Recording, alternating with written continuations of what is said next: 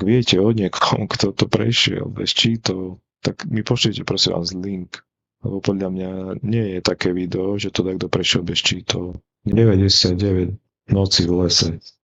Táto hra sa podľa mňa nedá prejsť bez toho, aby si neminul Roboxy.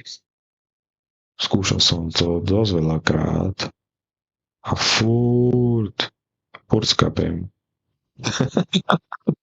No jasné, no už sme pri tom.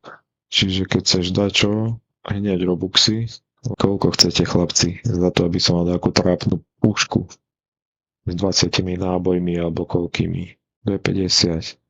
Takže aby si prešiel túto hru, potrebuješ Robuxy, tu si kúpiš diamanty a keď už máš diamanty, tak tu ich oplieskaš za debiliny.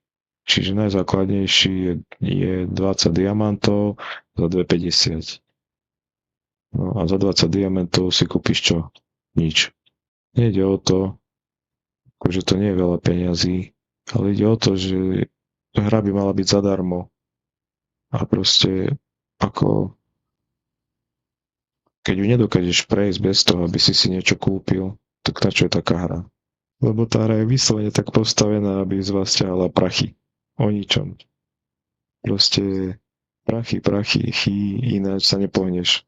Keď to ideš hrať bez akýchkoľvek týchto klásov, že si niečo vybereš, nejaký štarter, tak skončíš pri prvom nájazde, keď prídu tí nájazdníci.